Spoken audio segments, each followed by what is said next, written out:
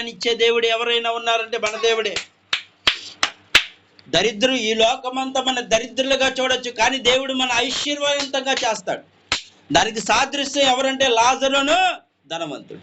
ధనవంతుడు ఎంతో ఆస్తిని సంపాదించుకున్నాడు. లాజరు ఒక ఏమీ లేనివాడు, తినటానికి కూడా తిండి లేనివాడు. చనిపోయిన తర్వాత ఎక్కడికి వెళ్ళాడు?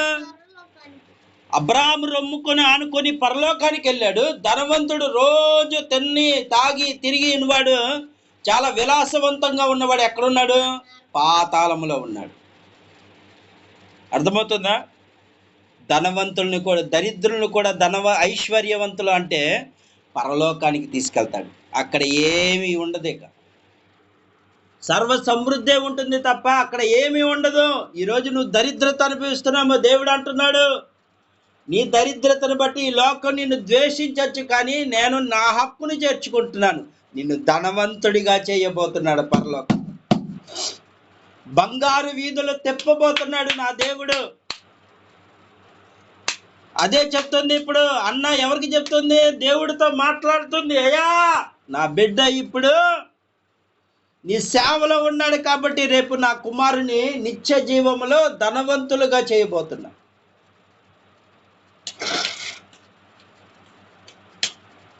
ఈరోజు దేవుని వాక్యం సెలవిస్తుంది, ప్రియ దేవుని బిడ్డ, నువ్వు దరిద్రతగా కనపడవచ్చు, ఈ లోకములో మనుషులకు కనపడవచ్చు, కానీ దేవుని దృష్టిలో నువ్వెంత అంటే ధనవంతుడివి.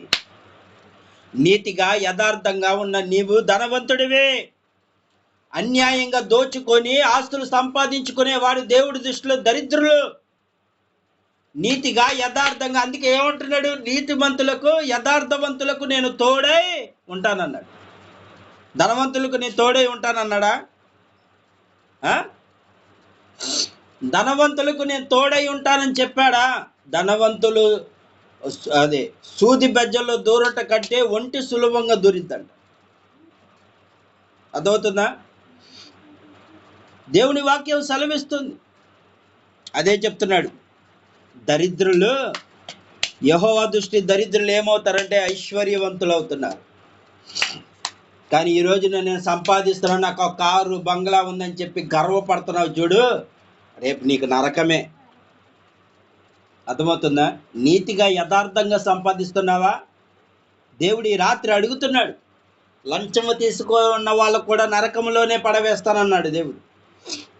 అన్యాయపు సొమ్ము ఆశించే వాళ్ళని పరలోకంలో పంపుతానన్నాడా? నరకమే వాళ్ళకి. ఈరోజు సంతృప్తిగా ఉంటుంది, హ్యాపీగా ఉంటుంది. ఒక రోజున బిర్యానీ తెచ్చుకుంటాడు, ఒక రోజున ఈ వస్తువులు కొనుక్కుంటాడు, అంతా బాగానే ఉంటుంది. ఒకని ఏడిపించి ఒకని బాధ పెట్టి వాడి దగ్గర అన్యాయంగా డబ్బు సంపాదించి సంతోషంగా ఉంటున్నావు అనుకుంటున్నావు, కానీ అది నీకు ఉరిగా మారబోతుంది. ఏం మారబోతుంది? అన్యాయపు సొమ్ము ఆశిస్తే అది నీకు ఉరిగా మారబోతుంది. ఆ ఉరియే నరకం. అర్థమవుతుందా? ఈరోజు దేవుడు అదే చెప్తున్నాడు, ఇంకెన్నో మాటలు మాట్లాడుతున్నాడు. ఇక మహిమ గల సింహాసనము స్వతంత్రించుటకు వారి మట్టిలో నుండి ఎత్తైన వాడు ఆయనే. మహిమ గల సింహాసనం ఇస్తున్నాడు దేవుడు. ఎవరికే? తన పిల్లలకి.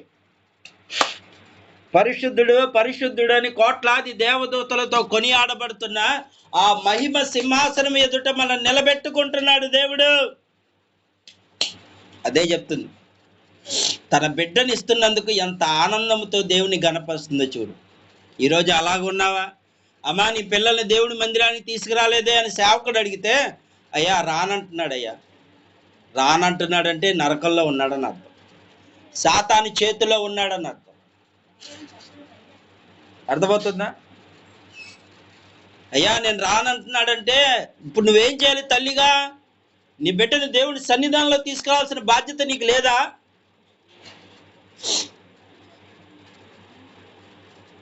ఇంట్లో పనికి వెళ్ళపోతేనే నీ బిడ్డను ఓకు వేధించేస్తావు. వేధిస్తావా లేదా? ఎలరా ఇంట్లో గడవట్లేదు ఏం చేయాలని ఓకు వేధిస్తావు. అంటే ఇంటి పోషణ కోసం అలా చూస్తున్నావు. మరి బ్రతుకు పోషణ కోసం, బ్రతికించే దేవుని కోసం నువ్వు మరి ఏం చేస్తున్నావు? నీ బిడ్డనే 10 రోజులు ఇంట్లో ఉన్నా, 30 రోజులు, 4 రోజులు ఇంట్లో ఉంటే ఎల్లు నీ ఓకు బయటికి వెళ్ళి పని చేసుకురా అని ఏడిపిస్తూ ఉంటావు. వేధిస్తూ ఉంటాం. అవసరమైతే ఆడికి తిండి పెట్టకుండా మార్చైనా సరే మారతాడని చెప్పి పంపిస్తూ ఉంటాం. మరి దేవుని మందిరానికి ఎందుకు తీసుకురాలేకపోతున్నాం? కానీ అన్న అలాంటిది కాదు. దేవుని మందిరంలో ఉన్నందుకు తన బిడ్డ కోసం సంతోషపడుతుంది. దేవుడు సముఖంలో ఉన్నాడు నా బిడ్డ అని ఆనందపడుతుంది. ఇంకేం చేస్తుంది చూద్దాం. భూమి యొక్క స్తంభము యెహోవా వశము, లోకం వాటి మీద ఆయన నిలిపి ఉన్నాడు. భూమిని యొక్క స్తంభము దేవుని చేతిలో ఉంది. ఈ భూమి ఎవరి చేతిలో ఉంది? దేవుడు పట్టుకొని ఉన్నాడు. ఆయన వశంలో ఉన్నాం మనం. కానీ నీకెందుకు గర్వం అంటున్నాడు. ఈ వాక్యము ద్వారా ఏం మాట్లాడుతున్నాడు? అన్నీ నా చేతిలో ఉన్నాయి. ఈ భూమి నా చేతిలో ఉంది, ఆకాశం నా చేతిలో ఉంది, సముద్రం నా చేతిలో ఉంది, నదులు నా చేతిలో ఉన్నాయి. అన్నీ నా చేతిలో ఉన్నాయి. నేను పట్టుకున్న ఒక స్తంభం వల్లే పట్టుకుని ఉన్నాను. ఆయన ఒకవేళ వదిలేశాడు అనుకో, ఈ భూమి ఏమైపోద్ది? మొత్తం ముక్కలు ముక్కలు అయిపోద్ది. సైంటిస్టులు ఒక బ్లాక్ హోల్ అని ఒకటి ఉందంట. ఏంటిది? అది మన దగ్గరగా లేదు కానీ చాలా లాంగ్లో ఉంది. సైంటిస్టులు ఏమవుతున్నారంటే ఆ బ్లాక్ హోల్ దగ్గరికి వెళ్తే సూర్యుడు చంద్రుడు కూడా మింగేస్తుందంట. అది రౌండ్గా ఉంటుంది బ్లాక్ హోల్. సూర్య చంద్ర నక్షత్రాలు అన్నిటినీ మింగేస్తుందంట. కానీ దేవుడు అది దూరంగా ఉంచాడు. దేవుడు ఏం చేశాడు? దాన్ని దూరంగా ఉంచాడు. భూమికి, సూర్యుడికి, చంద్రుడికి ఆ పాల పుంతల అవతలు ఉన్నాయి అన్నమాట. దేవుడు ఒక్క మాట చెప్పాడంటే ఏది మిగలదు. అర్థమవుతుందా? ఒక మాట బ్లాక్ హోల్ అనే దానికి చెప్తే ఈ భూమి అంతా దాంట్లో కలిసిపోతుంది. అంత పెద్ద హోల్ అది, అంటే అంత పెద్ద రంధ్రం అది. అది ఏదైనా కలిపేసుకుంటుంది. అంత పవర్ఫుల్ది అక్కడ ఉంది. ఎక్కడుంది? చాలా లాంగ్లో పెట్టాడు. దేవుడు ఒకవేళ ఆయన ఉగ్రత దినములో తన పిల్లల గురించి ఏమైనా ఇది అయితే ఆయన మళ్ళీ ఇక్కడ పంపిస్తాడు దాన్ని. కానీ దేవుడు ఎందుకంటే దేవుడి ఆజ్ఞకై అక్కడ ఉండిపోయినాయి, అంతే లాంగ్లో ఉండిపోయింది. బ్లాక్ హోల్ అంటారు దాన్ని. గూగుల్లో సెర్చ్ చేస్తే అది ఎలాంటి గ్రహాన్నైనా సరే, అంటే భూమినైనా సరే మింగేస్తుంది. ఏంటి?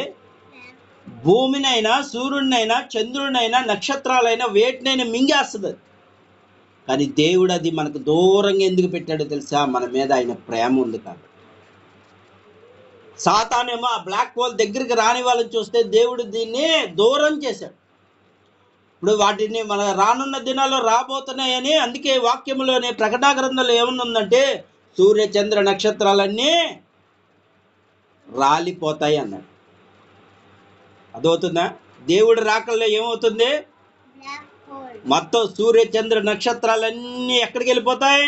మాయమైపోతాయి. ఈ ఆకాశం కూడా చేప వలె చుట్టబడుతుందని వాక్యం సెలవిస్తుంది. ఎప్పుడు? దేవుడు ఉగ్రత దినాలు. ఆ సమయం రాకమునిపై ఇప్పుడే అన్నా చెప్తుంది. ఈ భూమిని ఆయన చేతిలో ఉంది.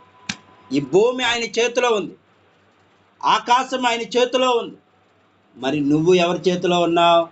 దేవుడు అంటున్నాడు బలమైనవన్నీ ఆయన చేతిలో ఉన్నాయి. మరి నువ్వు ఎవరి చేతిలో ఉన్నావు? దేవుని చేతిలో ఉన్నావా? సాతాను యొక్క మాటల్లో ఉన్నావా? సాతాను చేతిలో ఉన్నావా? అదే అన్నా చెప్తుంది ఇక్కడ. ఇంకేం చెప్తుంది? తన భక్తుల పాదము తొట్టలని ఆయన వారిని కాపాడును. ఎంత చక్కని మాట అంది. భక్తులు అంటే దేవుని ఆరాధించే పిల్లలు ఎక్కడికి పడిపోకుండా కాపుదలిస్తున్నాడు. ఈరోజు నువ్వు క్షేమంగా వెళ్తున్నావు. ఈరోజున ఏ ఊరు వెళ్ళినా, ఏ ప్రాంతాన్ని వెళ్ళినా, మొన్న ఈ మధ్య జరుగుతున్నాయి కదా బస్సులు ఎలా కాలిపోతున్నాయి. ఎంతమంది? 19 మంది మనం చనిపోయారు. మొన్న ఒకసారి డైరెక్ట్గా నేను మొన్న వీడియో చూస్తే బస్సు గుద్దుకొని చనిపోయారు. అంటే ఈ రోజున వెళ్ళిన వాడు తిరిగి రావట్లేదు. కానీ దేవుడు ఏం చేస్తున్నాడంటే తన పిల్లల్ని కాపుదలిస్తున్నాడు.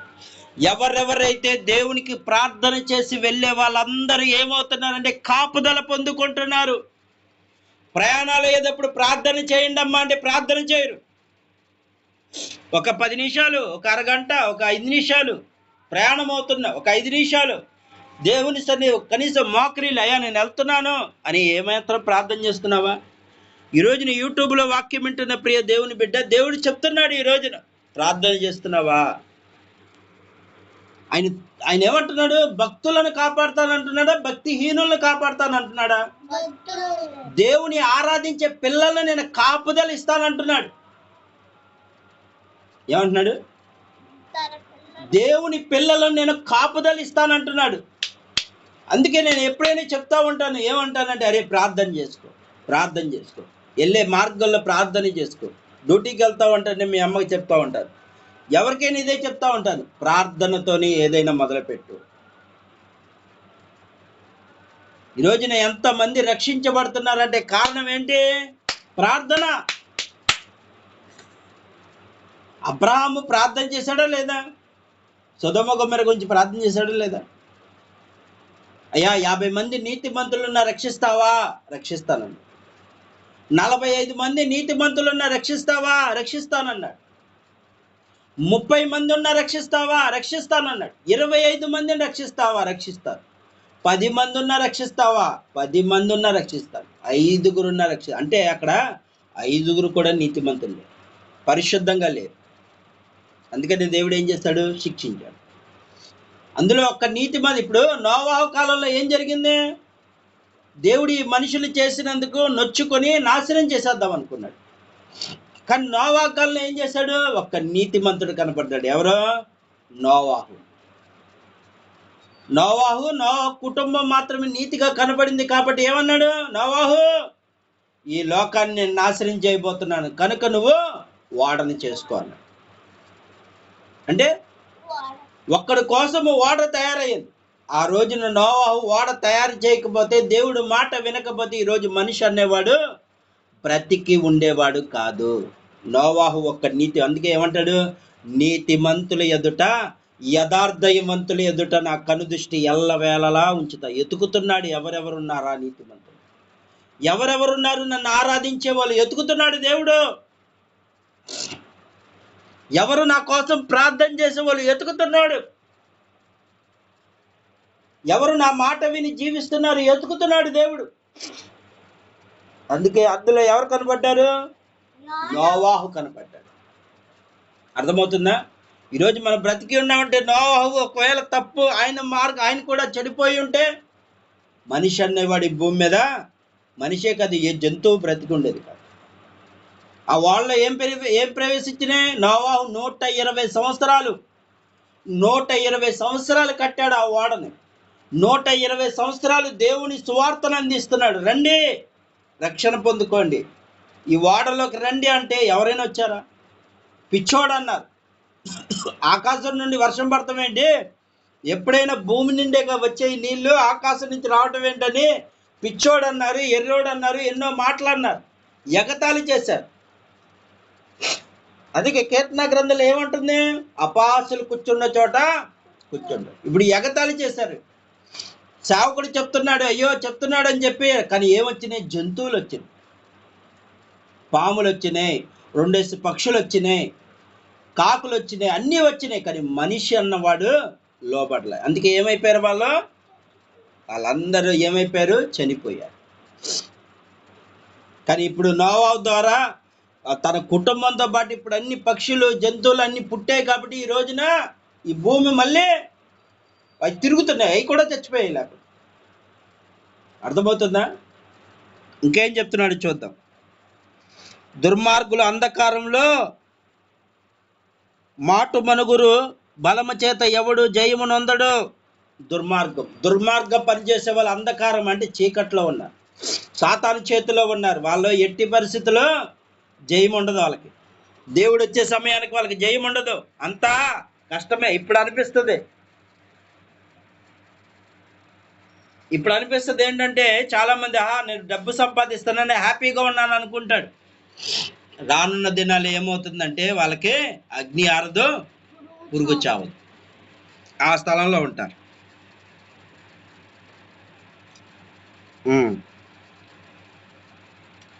యెహోవా వాదించు వారందరూ నాశనమగుదురు, పరమండలములు ఆయన వారి పైన ఉరుము వలె గర్జిస్తున్నాడు. ఏం చేస్తున్నాడు?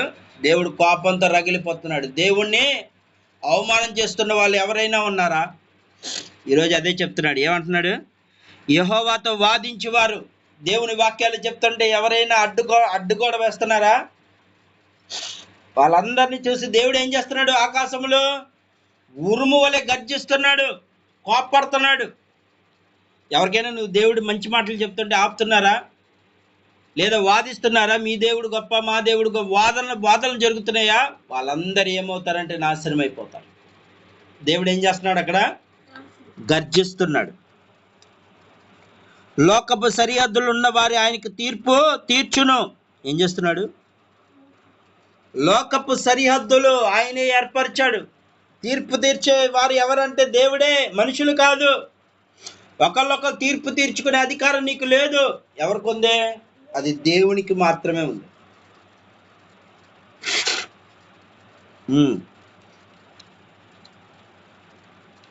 తను నియమించిన రాజు ఆయన బలం ఇచ్చును. ఎవరైతే రాజుగా అంటే దేవుడు అధికారం ఇచ్చిన వారు ఎవరిని ఏం చేస్తున్నాడు? దేవుడు ఇప్పుడు పదవులు ఇస్తున్నాడంటే ఎవరు ఇచ్చారు? అది సీఎం కానీ పిఎం కానీ అది మనుషుల వల్ల సాధ్యమైద్దా? అది దేవుడు ఇచ్చాడు. కానీ దాన్ని బట్టి వాళ్ళు ఏం చేయాలి? దేవుని మహిమ తేవాలి. తర్వాత ఏం చేస్తున్నారు చూద్దాం. తను అభిషేకించిన వానికి అధిక బలము చేయును. ఏం చేస్తున్నాడు? అభిషేకం. ఇది మెయిన్ పాయింట్. ఏం చేస్తున్నారు? అభిషేకం. దేవుని చేతిలో ఎవరెవరు వెళ్తారో దేవుడు వాళ్ళకి అభిషేకం ఇవ్వబోతున్నాడు. వాళ్ళని ఏం చేయబోతున్నాడు? బలవంతుడిగా చేయబోతున్నాడు. ఇప్పుడు అన్న ఏమంటుంది? ఆఖరిలో నా బిడ్డను అభిషేకిస్తున్న దేవుడి దగ్గర వదిలాను, నా బిడ్డను అభిషేకిస్తున్న దేవుని దగ్గర వదిలానని ఈ లాస్ట్లో అంటుంది. ఇవన్నీ అన్న తర్వాత ఏమంటుంది? అభిషేకించిన వాడిని బలమునిచ్చేవాడు నా దేవుడు అని ఆనందంతో సంతోషంతో వెళ్తుందన్నమాట. తర్వాత ఎల్కానా రామ తన ఇంటికి వెళ్ళిపోయాను. అయితే బాలుడు యాజకుడైన ఏలీ ఎదుట యెహోవాకు పరిచర్య చేయుచుండెను. పిల్లవాడు ఏం చేస్తున్నాడు? దేవునికి పరిచర్య చేస్తూ మొదలుపెట్టాడు చిన్న వయసులో. అందుకే ఈరోజు దేవుని వాక్యం సెలవిస్తుంది, చిన్న వయసులో నీ బిడ్డల్ని దేవుని సేవలో వాడబడించు. నిజమైన తల్లిదండ్రులు అలాగే చేయాలి. నీ బిడ్డ భవిష్యత్తు కోసం అది ఇది కాదు ముఖ్యం. దేవుని సేవ, దేవుని పరిచర్యలో నడిపిస్తేనే వారికి పరలోకంలో చోటు ఉంటుంది. అదవుతుందా? ఈ రోజున అదే చెప్తున్నాడు. నువ్వు నీ పిల్లల్ని ఏ స్థలంలో నడిపిస్తున్నావు? ఈరోజున వాక్యం అదే. ఏ స్థలంలో నడిపిస్తున్నావు? కనుక ఈ రాత్రి దేవుడు చెప్పాడు, ప్రియ దేవుడికి, బిడ్డల్ని దేవుని సన్నిధానంలో ఎదిగించే తల్లిగా హన్నా ఉంది. మరి నువ్వెక్కడున్నావు? హన్నా ప్లేస్లో ఉన్నావా నువ్వు? ఈ రాత్రి దేవుడు అడుగుతున్నాడు. కనుక నీ పిల్లలు దేవుని సన్నిధానంలో ఎదిగించు, దేవుని పరిచర్యలో వాడుకోడేటట్లు చేయి, దేవుని యొక్క సేవలో వాడబడే వాడిగా చేసి, అలాంటి నిజమైన తల్లిదండ్రులు ఏం చేస్తున్నారు? నీ బిడ్డను శ్రేష్టమైన పరలోక రాజ్యానికి వారసులు చేస్తుంది. ఎవరంటే ఈ తల్లిదండ్రులే, అన్న ఎల్కానా. ఈ రాత్రి దేవుడు చెప్తున్నాడు, ప్రియ దేవుని బిడ్డ, ఈ వాక్యం వింటున్న నీవు నీ పిల్లల్ని దేవుని సన్నిధానంలో ఎదిగించమని దేవుడు చెప్తున్నాడు. కనుక దేవుడు చెప్పిన మాట విని నీ బిడ్డలు దేవుని సన్నిధిలో ఎదగాలని దేవుడు కోరుతున్నాడు. అందుని బట్టి దేవునికే మహిమ, ఘనత, ప్రభావం యుగ యుగము చెల్లును గాక. ఆమేన్.